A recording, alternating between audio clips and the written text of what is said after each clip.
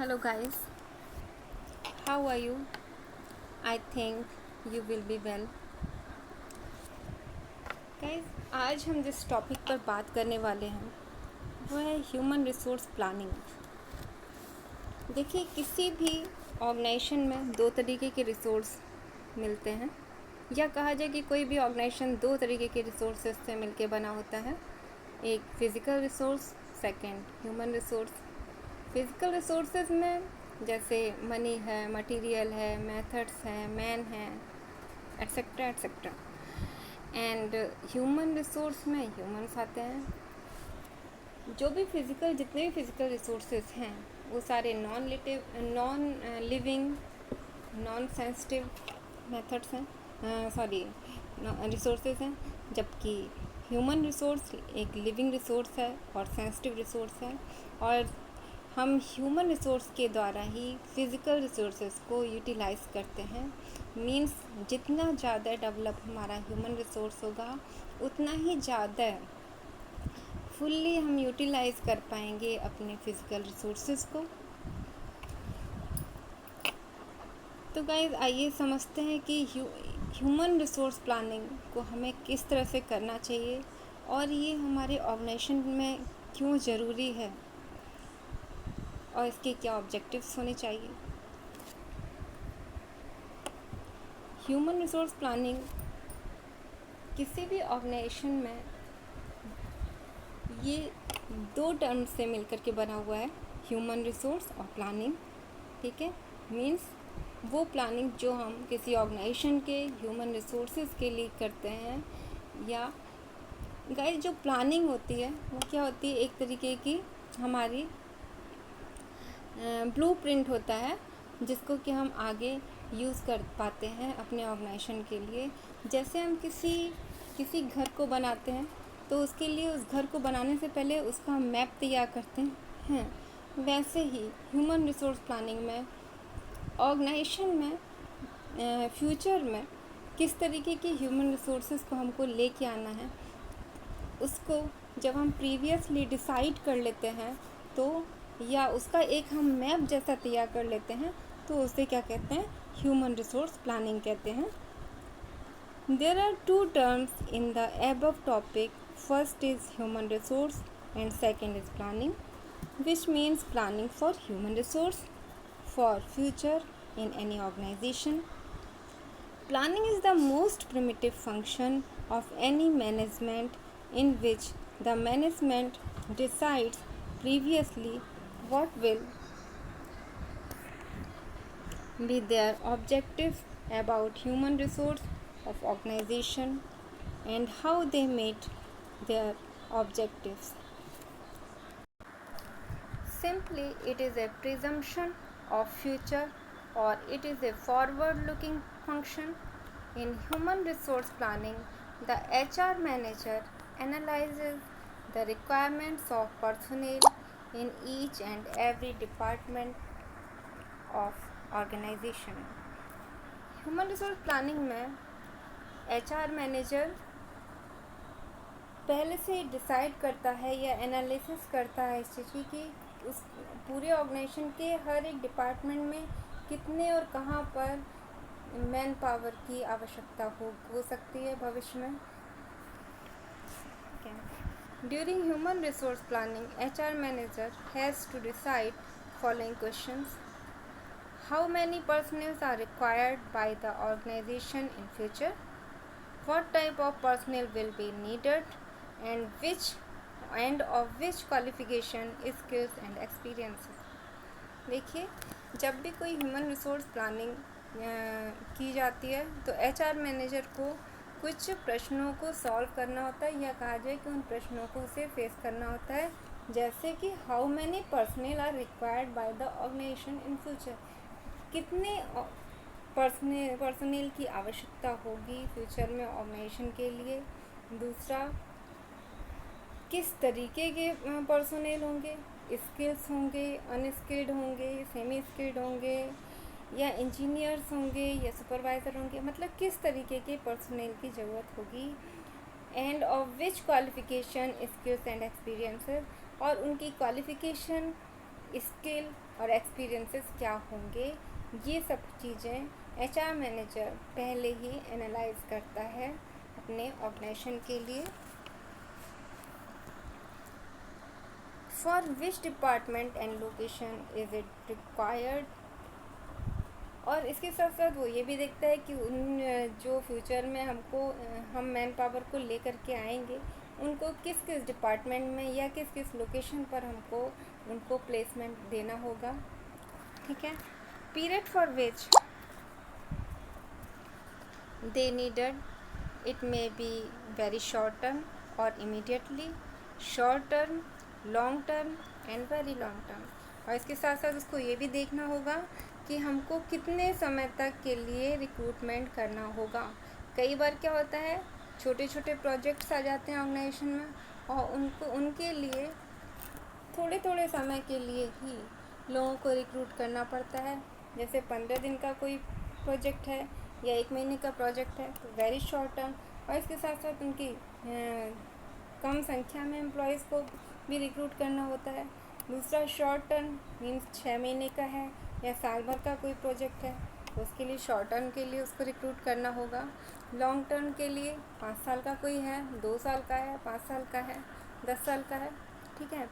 और very long term के लिए मीन्स एम्प्लॉय को हम रिक्रूट करें और रिटायरमेंट तक वो हमारे यहाँ सस्टेन करें, और पूरे मतलब ये एक वेरी लॉन्ग टर्म के लिए प्लानिंग करनी होगी कि हम अपने ऑर्गेनाइजेशन के लिए जो लंबे समय तक एम्प्लॉय को रखना है उनके लिए प्लानिंग कैसे की जाए। तो इन कुछ क्वेश्चंस को प्लानिंग करते समय एचआर मैनेजर को फेस करना होता है। गाइस, यहाँ पे मैंने आपके लिए 2 डेफिनेशन दी हैं जो मुझे थोड़ा सूटेबल लगी, तो मैंने सोचा कि मैं आपके साथ शेयर करूँ। एक डेफिनेशन ह्यूमन रिसोर्स प्लानिंग की कोलमैन ने दी है। इन्होंने बोला है कि the process of determining man power requirements and the means of for meeting those requirements in order to carry out the integrated plan of the organization. Means man power planning एक ऐसा process है जिसके अंतर्गत हम determine करते हैं कि कितने मैन पावर की हमको आवश्यकता है और उस मैन पावर को हम कैसे मीट आउट करेंगे, कैसे अचीव करेंगे। ये पूरा प्रोसेस क्या होता है, ह्यूमन रिसोर्स प्लानिंग होती है। ठीक है। तो ये कोलमैन की डेफिनेशन थी। Second definition according to Stainer ने डेफिनेशन दी, strategy for the acquisition, utilization, improvement and preservation of an enterprises human resources. It relates to establishing job specification or the quantitative requirement of the job, determining the number of personnel required and developing sources of manpower. Stainer ने definition को थोड़ा और broad किया, थोड़ा सा और wide किया। इन्होंने बोला कि वो स्ट्रेटजी जिसके अंतर्गत हम ह्यूमन रिसोर्स को अचीव करना, उसको ऑर्गेनाइजेशन के लिए यूज़ कैसे किया जाए वो, और उसका इम्प्रूवमेंट कैसे करना होगा, प्लस उसको अपने ऑर्गेनाइजेशन में रिटेन करके कैसे रखना होगा, ये सारी स्ट्रेटजी ह्यूमन रिसोर्स प्लानिंग के अंतर्गत आती है। इसके साथ साथ इन्होंने कहा it relates to establishing job specification. Guys, job specification का मतलब होता है कि किसी भी जॉब के लिए किस तरीके की क्वालिफ़िकेशन होनी चाहिए, उस जॉब में क्या क्या इंक्लूड होना चाहिए। ठीक है। और the quantitative requirements of the job determining the number of personnel required. ठीक है। एक तो इसको जॉब स्पेसिफिकेशन से रिलेट करना होगा और कितनी क्वांटिटी में हमको पर्सोनेल की आवश्यकता होगी किसी जॉब के लिए। इन सारी चीज़ों को डिसाइड जिसमें किया जाता है उसको हम क्या कहते हैं, ह्यूमन रिसोर्स प्लानिंग कहते हैं। Next, objective of HR planning, ठीक है। एचआर प्लानिंग के क्या उद्देश्य होने चाहिए? Main objectives of HR planning are as follows: to find out the future manpower requirements of organisation. देखिए, पहला ऑब्जेक्टिव होता है कि किसी भी ऑर्गेनाइजेशन की जो मैन पावर रिक्वायरमेंट है, किसी ऑर्गेनाइजेशन में कितने लोगों को रिक्रूट करने की आवश्यकता है, इसको सही ढंग से इसका आकलन करना उसका पहला उद्देश्य होता है। दूसरा, to maximize the future return on minimum investment in human resource. HR manager ही नहीं बल्कि कोई भी मैनेजर, ठीक है, वो हमेशा ये कोशिश करता है कि जो भी इन्वेस्टमेंट हो वो मिनिमम हो, लेकिन जो उसका रिटर्न आए वो मैक्सिमम आए। और इसी तरीके से एक एचआर प्लानर भी यही कोशिश करता है कि इन्वेस्टमेंट ह्यूमन रिसोर्स की में जितना इन्वेस्टमेंट हो मिनिमम से मिनिमम इन्वेस्टमेंट किया जाए, ताकि लेकिन जो रिटर्न आए वो मैक्सिमम आए, ताकि ऑर्गेनाइजेशन को प्रॉफिट हो। अदरवाइज़ क्या होगा, ऑर्गेनाइजेशन को लॉस होगा, तो ह्यूमन रिसोर्स प्लानिंग का कोई फ़ायदा नहीं है फिर, ठीक है। अगर ह्यूमन रिसोर्स प्लानिंग अच्छे ढंग से हुई है तो इन्वेस्टमेंट मिनिमम होगा और फ्यूचर रिटर्न उसका मैक्सिमम होगा। नेक्स्ट है to satisfy the manpower requirement of all departments of the organisation. HR planning का ये भी सबसे बड़ा उद्देश्य है कि किसी भी ऑर्गेनाइजेशन के हर एक डिपार्टमेंट की जो भी मैन पावर रिक्वायरमेंट हो उसको सेटिस्फाई करे, उसको फुलफिल करे, ठीक है।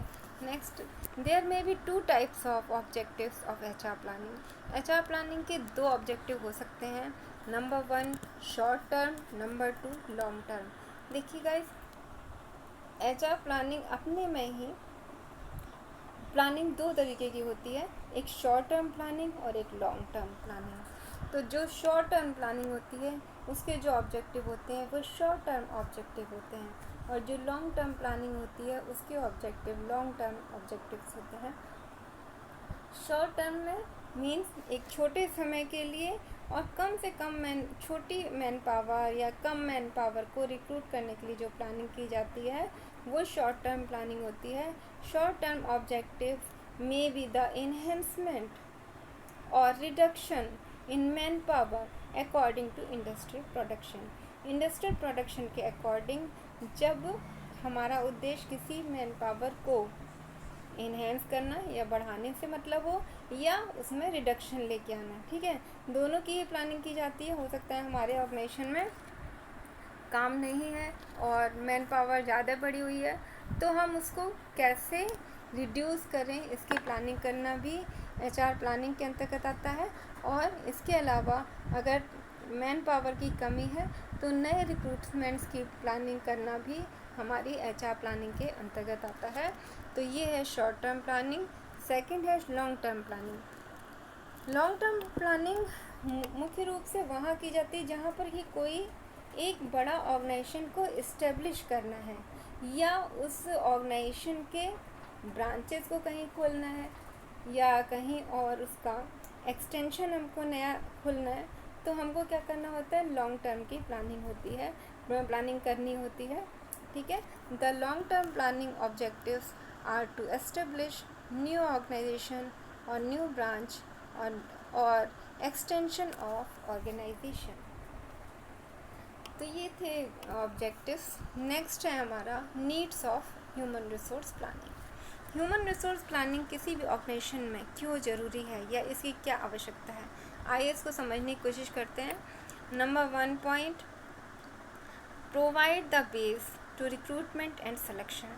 देखिए, फर्स्ट ऑफ ऑल क्या होता है, ह्यूमन रिसोर्स प्लानिंग मैनेजमेंट के दूसरे फंक्शंस में बहुत हेल्पफुल होती है, क्योंकि ये शुरू में की जाती है और इसमें पूरा डेटा कलेक्ट कर लिया जाता है शुरू में ही कि हमारे ऑर्गेनाइजेशन में फ्यूचर में किस तरीके के ह्यूमन रिसोर्सेज की आवश्यकता होगी, या कितने ह्यूमन रिसोर्सेज की आवश्यकता होगी, उनकी क्वालिफ़िकेशन क्या होगी, एक्सपीरियंस क्या होगा, किस पोस्ट पर उनको रखा जाएगा, और कैसे उनका प्लेसमेंट किया जाएगा, कैसे उनका इंडक्शन किया जाएगा, ये सारी चीज़ें जो है ह्यूमन रिसोर्स प्लानिंग में पहले से डिसाइड कर ली जाती हैं और ये सब हेल्पफुल होती हैं रिक्रूटमेंट और सिलेक्शन में। जब भी कोई रिक्रूटर रिक्रूटमेंट करने के लिए बैठता है तो उसको आवश्यकता होती है इन इंफॉर्मेशन की कि ऑर्गेनाइजेशन में कितनी पोस्ट पर उसको पर्सोनेल्स को रिक्रूट करना है और किस क्वालिफ़िकेशन के पर्सोनेल्स को उसको रिक्रूट करना है, उनको आगे चल के किस पोस्ट पर प्लेसमेंट प्रोवाइड करना है। तो और ये सारी नॉलेज उसको ह्यूमन रिसोर्स प्लानिंग से मिल जाती है। Human resource planning provides base to the recruitment and selection because during the process of planning we collect the data related to number of required personnel, their qualification, experiences, etc. Second है reduction of labour turnover. देखिए human resource planning labour turnover का मतलब होता है कि employ आते हैं recruit होके और वो अपने काम से संतुष्ट नहीं होते या काम में उनका मन नहीं लगता और वो ऑर्गेनाइजेशन को छोड़ के चले जाते हैं। मतलब आए और गए, महीने भर के अंदर 15 दिन के अंदर आए और चले गए, तो इसको क्या कहते हैं, लेबर टर्नओवर कहते हैं। ठीक है, human resource planning helps in minimising the labour turnover because the main cause of turnover is mismatch with their employment. देखिए ह्यूमन रिसोर्स प्लानिंग क्या काम करती है, एक मैच कराने का काम करती है एम्प्लॉयमेंट से और एम्प्लॉय के बीच में। ठीक है, एम्प्लॉय की जो रिक्वायरमेंट होती है और एम्प्लॉयमेंट यानी कि जॉब की, ठीक है, जॉब में किस स्किल की ज़रूरत है और उसी स्किल के लोगों को उस जगह पर पोस्टिंग प्रोवाइड की जाए, इस तरीके की प्लानिंग ह्यूमन रिसोर्स प्लानिंग में की जाती है। तो एक तरीके से ये लेबर टर्नओवर में रिडक्शन करने का काम भी करता है। नेक्स्ट है right man to right place. Human resource planning हमेशा कोशिश करती है कि सही व्यक्ति का सही जगह पर प्लेसमेंट हो सके। HR planning is helpful to recruit the right personnel to right place because the manpower planning provides strong background to recruiters. They get full data about the need of organization, about new employees.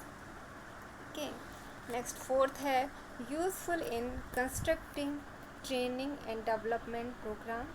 ठीक है, training development programme को construct करने के लिए भी man power planning एक base provide करती है, क्योंकि ट्रेनिंग वो पहले से ही उसमें डिसाइड कर लेता है HR प्लानर कि हमें किस तरीके के एम्प्लॉय की ज़रूरत है, हमारे पास अभी किस तरीके के एम्प्लॉय हैं और फ्यूचर में हमको उनके अंदर किस स्किल को डेवलप करना होगा।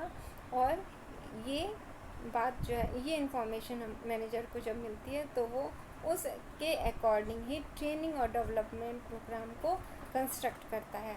HRP is also helpful in training and development program because with the help of this management gets knowledge about the types of skills they have to develop an employee. Fifth point है useful in running uninterrupted production. देखिए guys, HR planning हमेशा एक uninterrupted production provide करता है। Means production में कोई भी hindrance ना आने पाए, एक continue man power supply provide करता रहता है, एक continue perfect man power supply करता है, जिससे कि प्रोडक्शन कहीं भी न रुकने पाए, ना ही प्रोडक्शन में कोई हिंड्रेंस हो। HR planning decides previously everything about required personnel. With the help of this, there is uninterrupted supply of man power. As a result, uninterrupted and continuous production is possible. 6 point है large size of organization.